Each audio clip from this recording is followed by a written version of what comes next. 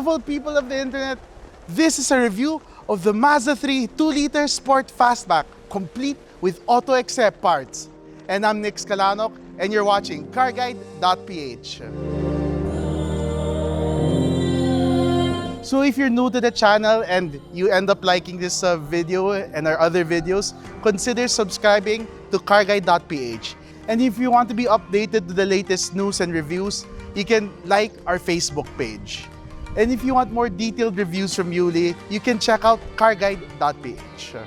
Now, on to the review of the Mazda 3 2-liter Sport Fastback, complete with Autoexe parts. Autoexe are tuning products crafted for certain Mazda vehicles, and one of them is the Mazda 3 Fastback you see right here. So what the Autoexe parts do is to enhance the Mazda experience. So in this review, it will be a good gauge to see the offerings of the Mazda 3 2-liter Sport Fastback, and with our previous drive of the regular version of this, we'll be able to compare the regular version with it installed with Autoexe parts, and we'll be able to identify the differences. The Mazda 3 2-liter Sport Fastback, as the name implies, comes with a 2-liter engine that has 155 PS and 200 Newton meters of torque. And it is accompanied with a 6-speed automatic transmission. So like every other Mazda 3 Fastback, you get front adaptive LED headlights, you get its wonderful signature taillights, and of course, you get this beautiful side profile. But if you avail of the Autoexe parts, you get things like this Autoexe front grille, carbon fiber covers for the side mirrors, and a wheel nut set. And if you're wondering, can you get all these Autoexe parts for the Mazda 3 Fastback HEV? The answer is yes. So we're now inside the Mazda 3 2-liter Sport Fastback. And when it comes to interior, it's all going to be the same. Maybe the only difference is that nice engine rumble from the Autoexe muffler. But other than that, your experience should be the same.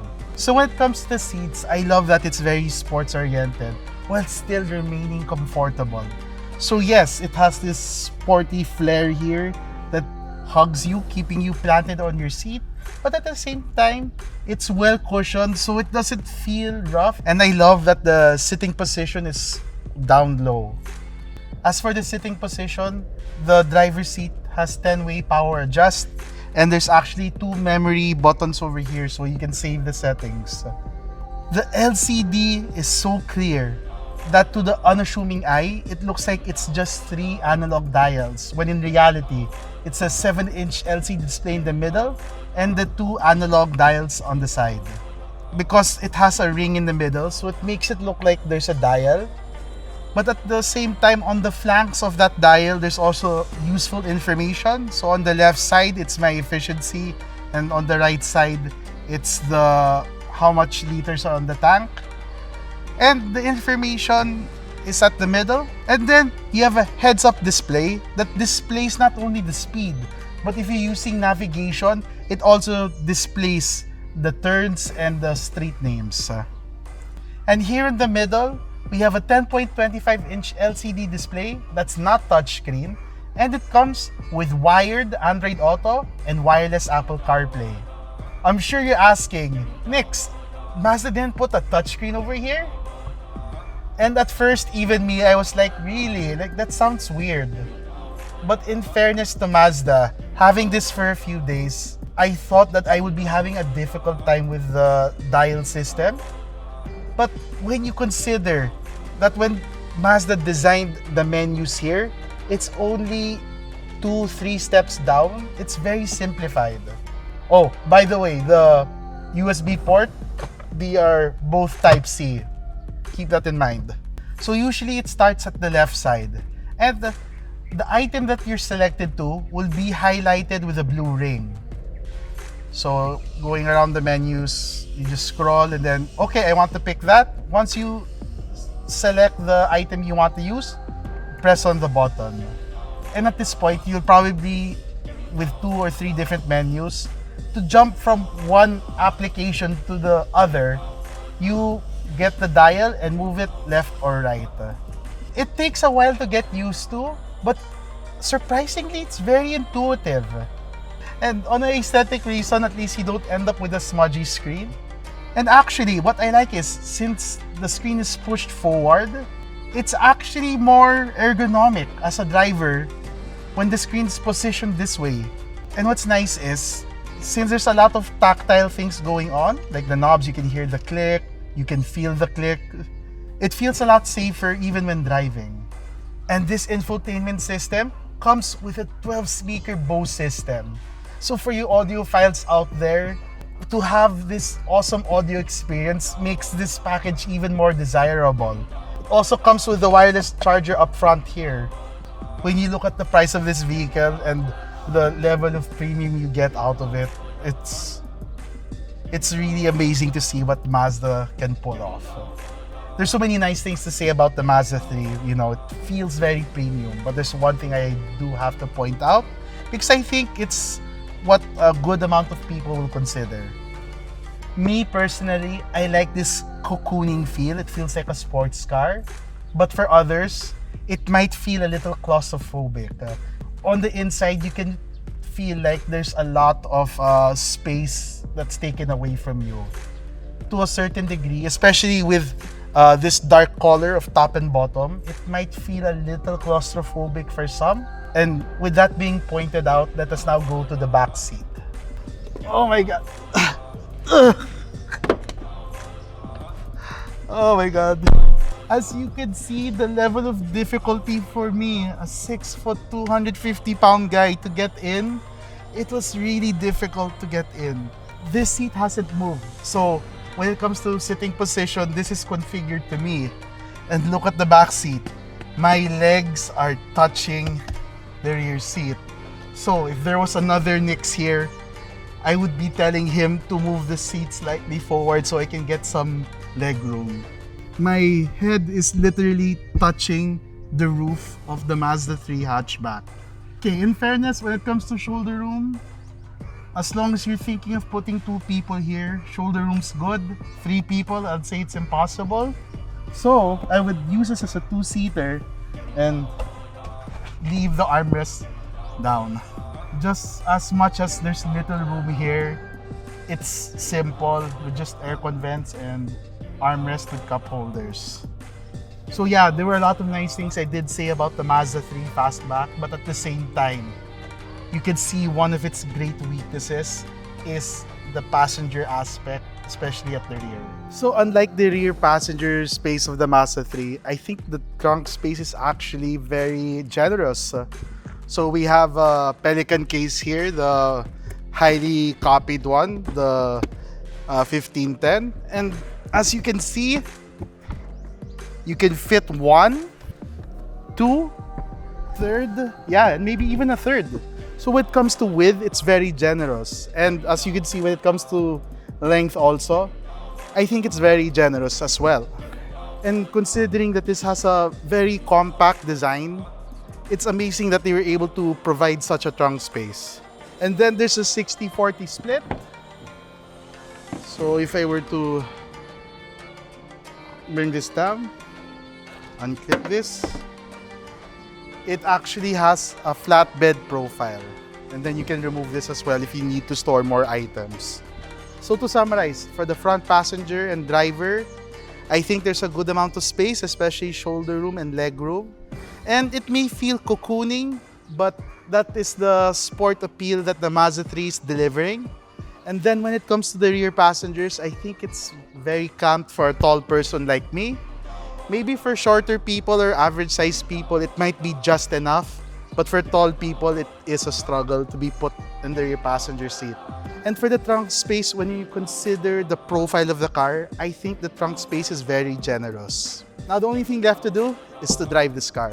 So guys, I just want to say, it's a very hot day today, so I apologize if I'm profusely sweating, but in any case, now we're in the driving portion. I have the aircon that I want. It's nice and cold here. So let us go with the driving impression of the Mazda 3 2-liter Sport Fastback with Autoexe parts. Before we go to the Autoexe parts, let's talk about things that are inherent on the Mazda 3 Fastback. So that's the power from the engine and with the use of the transmission. We can talk about the steering. We can talk about the power delivery and the braking. So the Mazda3 Fastback comes with a 2-liter naturally aspirated gasoline engine, Skyactiv G, and it is paired with a 6-speed automatic transmission. So the power output is 155 PS and with a torque of 200 Newton meters. So when you look at those numbers, it's very similar to its competitors. It's not like, poof, we have so much power and so much torque. But the Mazda 3 platform manages to maximize it. It feels nimble, light, athletic, and it's those qualities that show that the platform can make such a difference in terms of driving feel.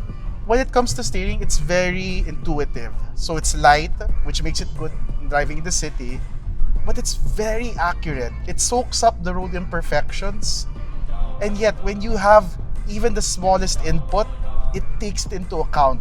You can imagine the computers doing every calculation to make sure that whatever you want the Mazda 3 to do, it does it and does it well. Economic cars, if you were to look at how it delivers power, it's more of a curve. When you press the accelerator, it first, maximizes efficiency, and then when you're halfway there, it's still trying to maximize efficiency. And then when you pass that point that, oh, I guess this guy wants power, then it starts to pick up. So it's more of a curve. With the Mazda 3, the power delivery is linear. So from slow to medium speed to high speed, you don't see it pop the power. It delivers it smoothly. And what's nice about that is driving the Mazda 3 is very predictable. So it's linear in power delivery. And then when you put it to sports mode, the slope just gets more aggressive, but it's still linear in power delivery. And because of that, if you're a bit heavy on the foot, you're not going to get good city fuel mileage numbers. So when you compare it to other compact vehicles in terms of fuel efficiency, this is probably on the low end, but not by much. And when we tested this on the highway, and consider this is a non-hybrid version, it got 20.1 kilometers per liter. And that's one thing you have to consider. When you drive this on the highway, it's actually really efficient. So based on my observation of driving this, you can tell that Mazda's really prioritizing the driving experience with the Mazda 3. So with the Autoexe parts, the Mazda 3 becomes more stable, more planted, and therefore more agile. You can really feel it in the curves. The body roll feels non-existent, and the engine note, it's not loud, but it sounds more athletic. And then when you have it on sports mode, when you're on those high revs and it sustains, with all that, the Mazda 3 Fastback is such a joy to drive. It becomes a more planted, more stable vehicle. And that's on top of its inherent stability as a platform. So the answer, is it worth getting the Mazda 3 with the Autoexe parts? I think the performance bits of it, I'd say yes. The driving experience of the Mazda 3 Fastback on its own, it's already good. It's great, especially when you look at the competition. If you were to draw a line, is this compact vehicle supposed to be sporty or practical, economical? It's evident that Mazda was trying to achieve something that felt sporty and athletic. And in their pursuit of that, even the base model, it achieves that. But what the Autoexe parts does is it elevates that driving experience to a higher level, and you feel it, especially when you go high speeds and we go through the turns. And that's the thing you learn with the Mazda. Just like the Miata, it's not about the size of the engine and the power it delivers, it's how it handles the momentum of the car. The Mazda drives like any other Mazda. There's just something about driving a Mazda that's different from the rest. Like when you drive it, whether it's the Mazda 2, Mazda 3, Mazda MX-5, Miata, Mazda CX-60, there's that certain drive that's undeniable. When you talk with the Mazda owners, they will proclaim it, and there's no lie there. There's really something to be said about the Mazda driving experience. So is the Autoexe parts worth getting? I think as far as the performance-oriented parts are concerned, yeah, it is worth it. Especially considering with the additional 180,000 pesos, when you put it on top of the base price of this one, it's still cheaper than the top of the lines of its competitors. So who is this car for? If you're looking at the base model of the Mazda 3 2-liter Sport Fastback, not only is it easy to recommend to people who are enthusiasts for driving, it's also easy to recommend for first-time car buyers because not only does this have a level of refinement that you're truly going to enjoy, it also comes with a 5-year free PMS, which makes the car ownership experience for the 5 years easy. When it comes to the exterior looks, I think it's a little too subtle to be spending 120,000 pesos. But as far as the performance parts are concerned, at 180,000 pesos on top of the 1.5 million pesos, that make it go almost 1.7 million pesos. I actually think it is well worth it for the amount of enhancements you get for the Mazda driving experience.